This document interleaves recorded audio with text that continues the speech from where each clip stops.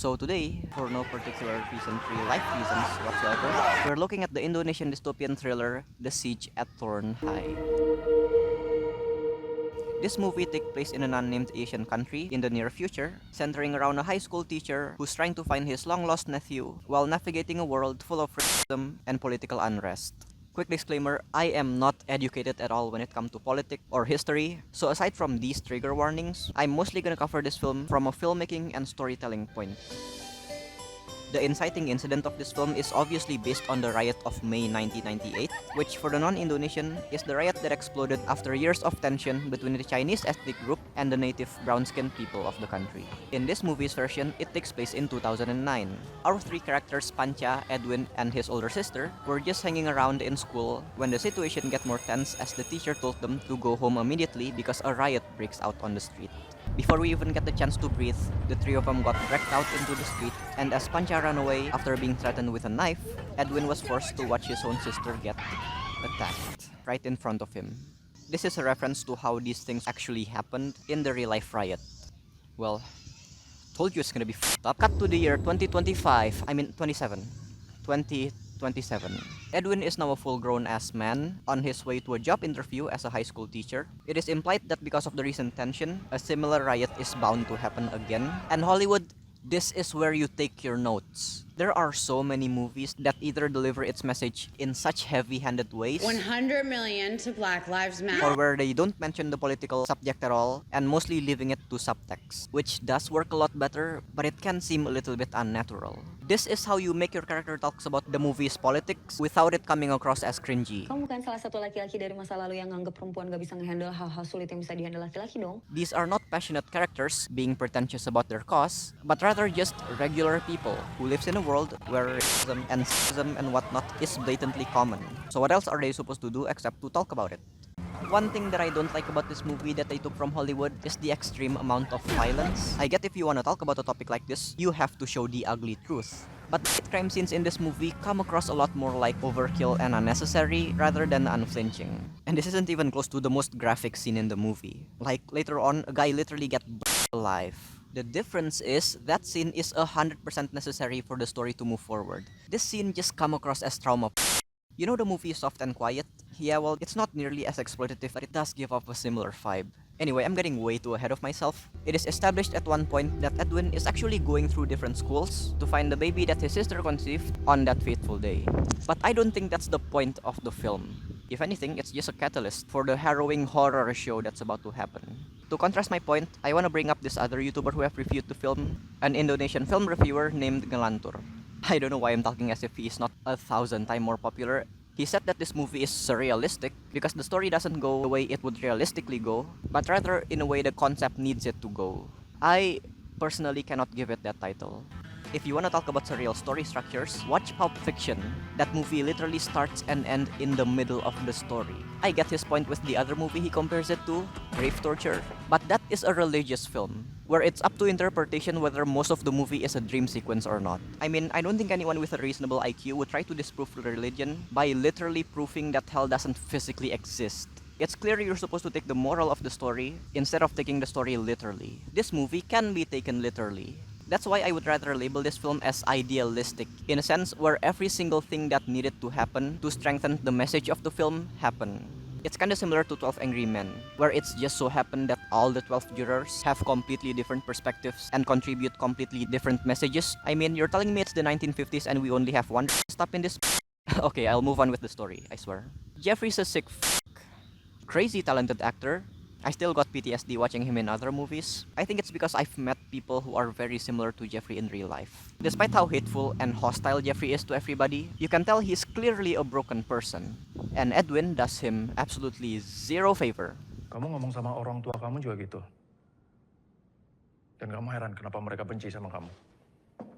Aside from hanging out Chinese people with his friends, another thing Jeffrey likes to do now as a hobby is stalk and harass his new teacher Edwin.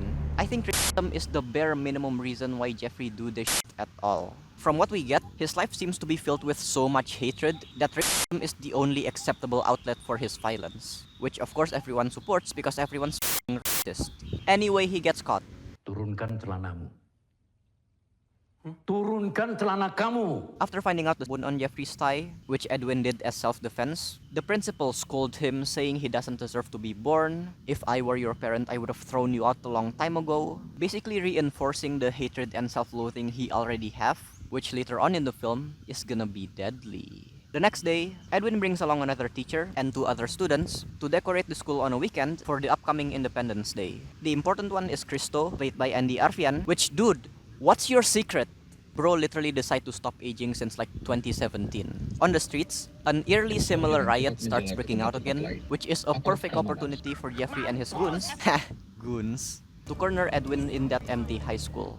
Yes, the rest of this movie is gonna take place in this near-empty high school building. This movie, my dear audience, is what you would call a chamber piece film. A film that mostly takes place in a confined space, usually focusing more on the characters and its settings rather than big set pieces. This film actually reminds me of 2 other chamber piece movies that I love. Another Joko Anwar film, Pengabdi Setan 2, Communion, and Quentin Tarantino's The Hateful Eight. Both are highly anticipated big-scale production from 2 critically acclaimed directors, which from the trailer looks like it's gonna take place in a very big and lived-in world, but in reality actually takes place in one small space and either have great suspenseful sequences or superb writing. Anyways, when all seems hopeless, this kid's dad, his name is Ranga by the way, I don't know if I've mentioned that, came to the rescue, but then he got held hostage by these evil ass kids, man. I think this is what Ngelantur meant when he said the story unfolds in an unrealistic way, which he said it's not a bad thing, but I think this is what makes the movie so polished and well written, because Joko Anwar, as a filmmaker, is very smart. And because of that, so are his characters. So these characters have these very clever ways to escape their situations, not only because, well, they wanted to f***ing live, but also for the movie itself to be able to put these characters in the situations they need to be for the story to move forward. In this case, for Ranga to end up outside with his dad.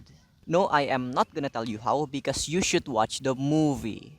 Any case, it all culminates in Jeffrey threatening to warm Ranga's dad up, if you catch my drift. And defying everyone's expectation at the movie theater, the little f***er actually did it. Great acting from Omara Estegal, by the way, where Jeffrey looks like he is horrified by his own action. You can start to see the ecosystem within their friendship now. Jeffrey's friends are willing to go along with Jeffrey's unhinged action because they're targeting the same group of people, but when they start to realize how unhinged Jeffrey really is, that's when they start to second guess themselves.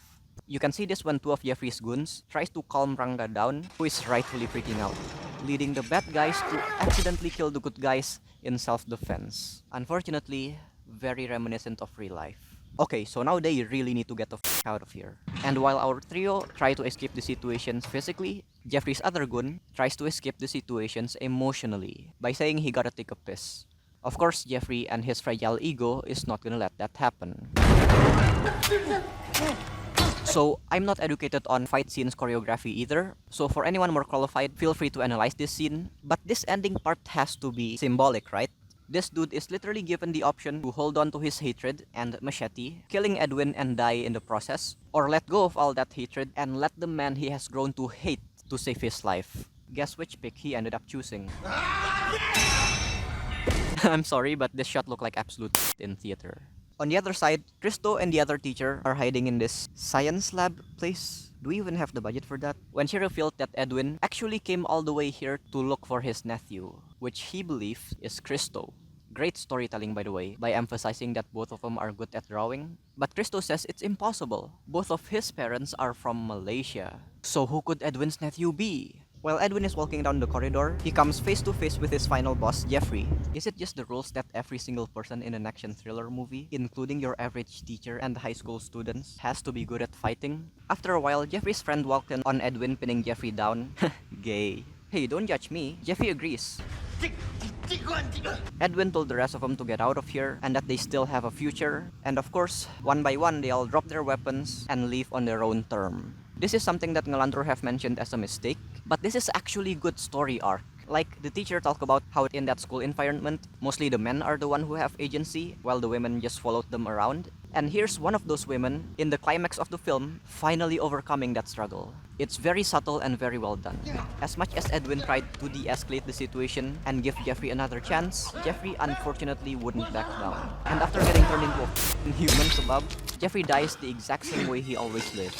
angry and shaking like a dog. The school gets stormed in by a bunch of rioters. Did I mention that Cristo and the other teacher have fled to safety? No? Okay. Edwin opens up a video of the murder that Jeffrey allegedly did, and through clever dialogue, we learn that Jeffrey is indeed Edwin's nephew. I think the fact that it was Jeffrey out of all people is supposed to give us more empathy. Because it could have been you or your own kid who, if raised in the wrong environment, could have grown up to be exactly like Jeffrey. One of the rioters spotted Edwin as Chinese, and as he narrowly escaped, he was saved by a man driving past him with a car who is none other than Pancha. You can tell from the scars on his hand.